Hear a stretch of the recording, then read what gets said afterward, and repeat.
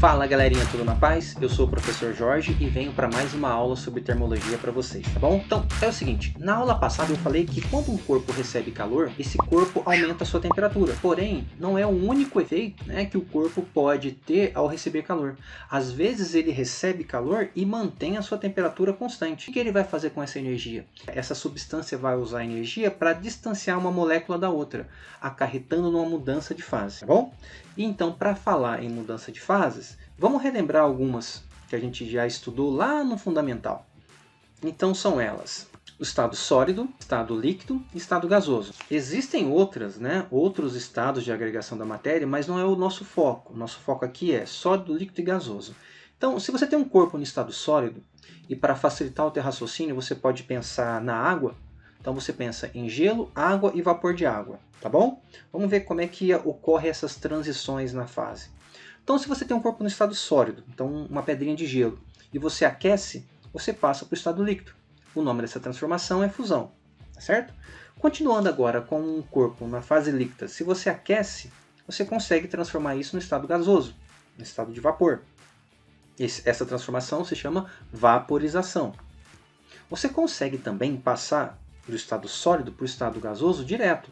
Isso se chama sublimação, tá certo? Nem todas as substâncias conseguem fazer a sublimação em temperaturas ambientes e em pressão ambiente, mas em determinadas circunstâncias sim, consegue fazer a sublimação, tá bom? E o caminho inverso acontece da mesma maneira. Você consegue fazer o vapor de água voltar para o estado líquido. Basta você retirar calor desse corpo, basta você resfriá-lo, tá? O nome dessa transformação, condensação ou liquefação. Você consegue também fazer o líquido voltar para o estado sólido. Você consegue fazer a água virar gelo. Como? Retirando o calor. O nome dessa transformação é solidificação, correto? E a passagem também direta do estado gasoso para o estado sólido, chamado de sublimação inversa ou cristalização, ok? Existe um diagrama onde mostra para você como que a pressão interfere na temperatura de fusão, de ebulição, de cada transformação. Esse diagrama é chamado de diagrama de fases. Vamos dar uma olhadinha. O diagrama de fases, na verdade, é um diagrama que é constituído por três curvas que se unem em um ponto.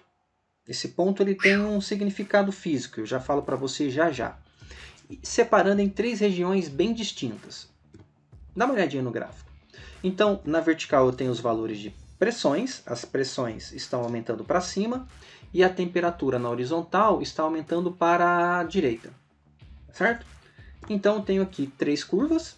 A primeira curva em roxo é a curva da fusão, a segunda curva, a curva da vaporização, e a terceira da sublimação. E as três regiões correspondendo aos três estados da matéria: sólido, líquido e gasoso, certo? Aqui vai estar estado de vapor, porque existe uma diferença entre vapor e gás. E eu já falo para você já, tá bom? O ponto de interseção dessas três curvas é chamado de ponto triplo. É um ponto de coexistência dos três estados. Então imagine só, vapor, gelo e água líquida em coexistência. Esse seria o ponto triplo. Imagine que eu queira passar um corpo do estado sólido para o estado líquido. Eu posso fazer de várias maneiras. Eu vou mostrar dois casos. Ó. Eu posso pegar então um corpo no estado sólido e passar para o estado líquido aumentando a temperatura, sem mexer na pressão. Mantém a pressão constante e aumenta a temperatura. Um outro caso seria mantendo a temperatura constante e diminuindo o valor da pressão. Então vamos lá, aquela separação entre vapor e gás. Perceba essa curva na vertical limitando a curva de vaporização. Esse ponto de interseção é um ponto muito importante no diagrama de fases, porque é ali que mostra a temperatura e a pressão crítica. É um ponto crítico. É a separação entre gás e vapor. Mas qual a diferença, professor? A diferença está aqui, ó. Quando você tem um corpo já no estado ali de gás, para você voltar ele para o estado líquido, você não consegue só variando a pressão. Você tem que mexer na temperatura também, ó. Então você tem que resfriar esse gás e depois aumentar a pressão para voltar para o estado líquido. Já no caso do vapor, só mexendo na pressão você conseguiria voltar para o estado líquido, sem mexer na temperatura. Então, voltando para fechar o raciocínio, vapor você volta para o estado líquido só modificando a pressão. Agora o gás não, você tem que mexer na temperatura e na pressão, correto? Basicamente é isso. Agora, existem algumas substâncias, a curva de fusão ela tem uma inclinação oposta. Olha só. Que exemplo, professor?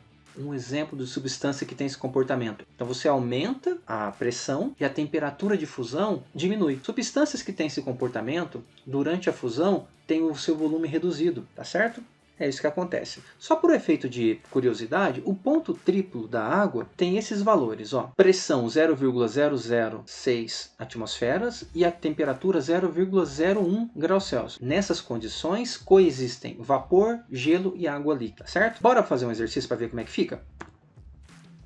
Exercício da Unesp diz o seguinte: a liofilização é um processo de desidratação de alimentos que, além de evitar que seus nutrientes saiam junto com a água, diminui bastante a sua massa e seu volume, facilitando o armazenamento e o transporte. Alimentos liofilizados também têm seus prazos de validade aumentados, sem perder características como aroma e sabor. O processo de liofilização segue duas etapas. Primeira etapa, o alimento ele é resfriado a temperaturas abaixo de zero para que a água contida se solidifique. Opa, isso é importante. Segundo processo, em câmaras especiais sob baixíssima pressão, menores que 0,006 atmosferas, a temperatura do alimento é elevada, fazendo com que a água sólida seja sublimada. Gelo sofrendo uma sublimação. Legal. Segundo processo. Dessa forma, a água sai do alimento sem romper suas estruturas moleculares, evitando perdas de proteínas e vitaminas. O gráfico mostra parte do diagrama de fases da água e 5 processos de mudança de fase, representados pelas setas numeradas de 1 a 5. A alternativa que melhor representa as etapas do processo de liofilização na ordem descrita é... Então vamos dar uma olhadinha primeiro nesse gráfico, nesse diagrama de fase, para entender o que está acontecendo. Na primeira informação, nós temos água se transformando em gelo. Então é líquido se transformando em sólido. Isso nós temos aqui na transformação 2. O segundo processo fala que o gelo ele sofre uma sublimação. Sublimação, então, nesse caso, é o gelo se transformando em vapor, transformação 3. Então, a alternativa que melhor representa isso pra gente é a alternativa C, tá certo? E aí a gente encerra mais uma aulinha de termologia. Uma aulinha bem tranquila, bem simples. Espero que você tenha entendido, se não, volta o vídeo ou deixa o seu comentário aqui embaixo. E eu vou deixar aqui para você uma lista de exercícios para você praticar. Qualquer dúvida, deixa aqui o seu comentário, tá bom? Muito obrigado e bons estudos!